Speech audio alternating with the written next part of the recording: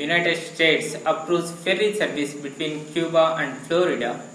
Passenger ferries could be said to run between Florida and Cuba for the first time in more than 50 years after the US government approved new services. Services between the two countries stopped when the US imposed a trade embargo on Cuba in 1960, but Washington announced the restoration of diplomatic ties in December last year. The US government has now lifted the ban and a number of ferry companies say they have been given license. The BBC's Will Grant in Havana says the latest announcement does not necessarily mean that boats will start launching for Cuban shores straight away, as there are bureaucratic hurdles to overcome in both countries. However, it is another indication of Washington's desire to put the policies of isolating Cuba in the past and begin a new era of cooperation, he says.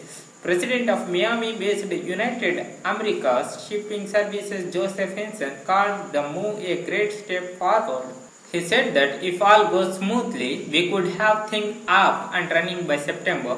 Havana Ferry, partner of Fort Lauderdale, Florida, said it also had a license.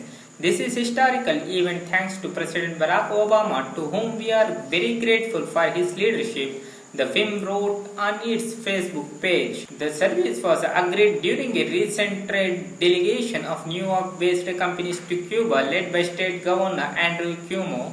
Despite the new flights and ferry services, a travel ban on Cuba is still in place for US citizens.